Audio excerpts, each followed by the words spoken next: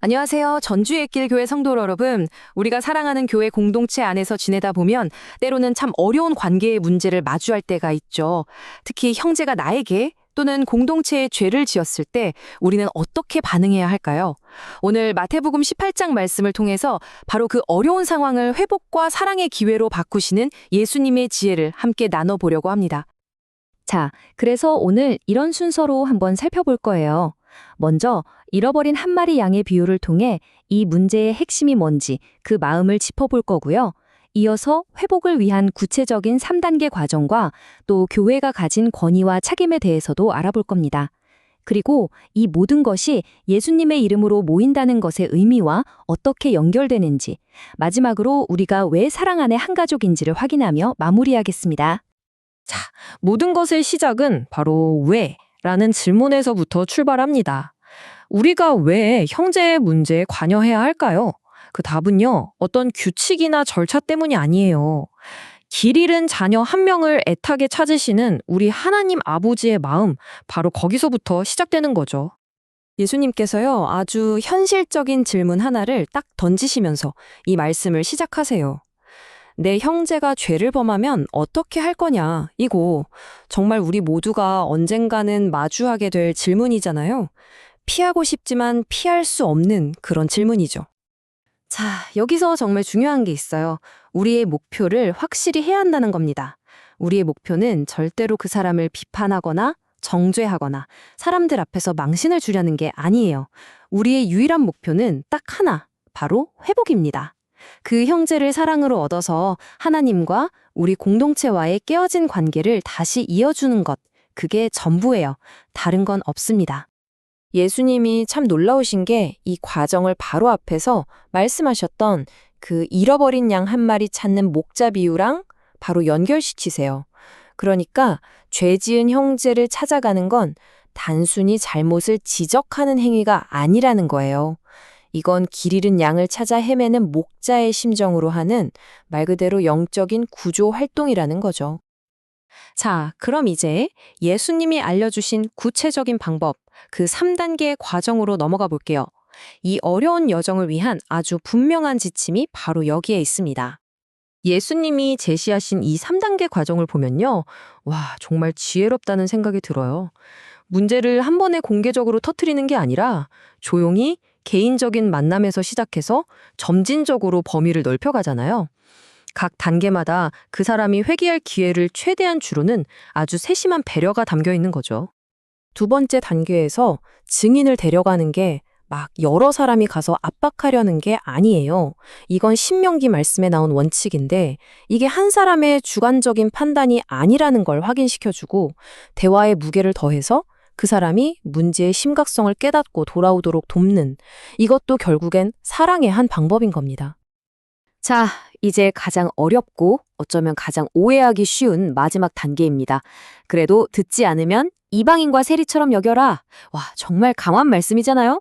도대체 이게 무슨 뜻일까요? 이건요, 교회 권징에서 가장 마지막에 정말 고통스럽게 내리는 결정인 출교를 말하는 거예요. 그 사람을 공동체의 교제로부터 공식적으로 제외하는 거죠. 이 조치의 목적은 교회의 거룩함을 지키는 것, 그리고 동시에 그 사람에게 이게 마지막 기회야, 제발 돌아와 하고 촉구하는 의미도 있는 거죠. 그런데 여기서 우리가 절대로 잊으면 안 되는 게 있어요. 바로 예수님이 어떻게 사셨는지를 기억해야 한다는 겁니다. 예수님은 바로 그 이방인과 세리들을 사랑하고 찾아가셨잖아요. 그러니까 이 조치는 미화하거나 관계를 끊어버리라는 게 아니에요. 오히려 이제는 공동체 밖에서 선교의 대상으로 품고 그가 돌아오길 계속 사랑하고 기도하라는 정말 역설적인 사랑의 명령인 셈이죠. 자, 이 모든 과정이 그냥 사람들이 이렇게 하자고 정한 규칙이 아니에요. 이건 교회에 주어진 아주 깊고 또 무거운 권위에 뿌리를 두고 있는 겁니다. 예수님께서 교회 공동체에게 메고 푸는 권위를 주셨다고 말씀하시는데요. 땅에서 매면 하늘에서도 매이고 땅에서 풀면 하늘에서도 풀릴 거다. 이게 도대체 무슨 말일까요? 이 말은요, 교회가 막 자기들 마음대로 새로운 규칙을 만드는 그런 입법부가 아니라는 거예요. 이런 교회는 하나님의 말씀을 기준으로 판단하는 사법부 같은 거죠. 그러니까 교회의 결정은 하늘의 뜻을 만들어내는 게 아니라 이미 하늘에 있는 그 뜻을 이 땅에서 확인하고 선포하는 아주 무거운 책임인 겁니다.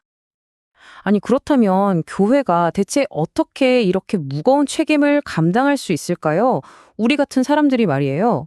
예수님께서 그 답도 딱 주십니다. 이 권위는요, 세상 권력처럼 막 휘두르는 그런 힘이 절대 아니에요. 이 모든 과정은 반드시 기도로 가득해야 합니다. 만약에 우리의 지혜가 아니라 하늘의 지혜를 구하는 겸손한 기도가 없다면 이 권위는 언제든지 남용될 수 있는 정말 위험한 칼이 될 수도 있는 거죠. 여러분, 이 말씀 많이 들어보셨죠? 보통 우리 기도 모임 시작할 때 많이 인용하잖아요. 그런데 이 구절이 사실은 교회 권징이라는 아주 무겁고 어려운 상황 속에서 주어졌다는 걸 아셨나요? 이건요, 교회가 두렵고 떨리는 마음으로 이 어려운 결정을 내릴 때 내가 거기 함께 있어. 내가 그 결정을 지지하고 인도할게. 라고 하시는 주님의 놀라운 약성인 거예요. 자, 이제 거의 다 왔습니다. 그럼 이 모든 복잡하고 어려운 과정, 이걸 하는 근본적인 동기가 대체 뭘까요? 그건 바로 우리가 누구인가 하는 정체성에서 나와요. 어떤 절차나 권위보다 먼저 우리가 그리스도 안에서 어떤 사이인지를 알아야 하는 거죠. 교회가 그냥 하나의 클럽이나 모임처럼 느껴질 수 있는 요즘 시대에 성경이 말하는 교회의 정의는 아주 분명합니다. 우리는 가족이라는 거예요. 에베소서에서는 우리를 하나님의 권속이라고 부르는데 이게 무슨 뜻이냐면 하나님의 집안 식구, 좀 더 와닿게 말하면 한솥밥 먹는 가족이라는 뜻이에요. 한번 생각해 보세요, 여러분. 사랑하는 가족에게 문제가 생겼을 때 모른 척하지 않잖아요. 오히려 아프더라도 함께 그 문제를 해결하려고 애쓰죠. 똑같습니다. 교회 안에서 형제의 죄를 그냥 못 본 척하는 건요, 친절한 게 아니라 무관심한 거고요. 사랑이 아니라 팡치하는 거예요. 그래서 권징은 아프지만, 정말 아프지만 가족이기 때문에 해야만 하는 사랑의 표현인 겁니다. 세상은 손가락질하고 비난하지만 하나님의 가족은 다시 회복시키는 걸 목표로 바로잡아주는 거죠. 완전히 다르죠. 그리고 우리가 어떻게 감히 이런 일을 할 수 있을까 하는 그 근본적인 힘이 바로 여기에 있어요. 우리 죄 때문에 가장 큰 피해를 입으신 분은 하나님이시잖아요. 근데 그 하나님이 우리를 벌하러 오신 게 아니라 우리를 회복시키려고 먼저 다가오셨다는 거예요. 우리는 그저 그 엄청난 사랑을 조금이나마 따라해보는 것뿐입니다. 자, 이제 이 말씀이 오늘 우리 한 사람 한 사람에게 이렇게 질문합니다. 나는 사랑으로 다른 사람을 권고할 준비가 되어 있는가? 그리고 어쩌면 더 중요하게 나 자신도 사랑으로 권고받을 준비가 되어 있는가? 우리 전주 애길교회가, 우리 공동체가 서로를 생명의 길로 이끌어주는 이런 사랑과 진리가 넘치는 진짜 한솥밥 먹는 가족이 되기를 주님의 이름으로 축복합니다.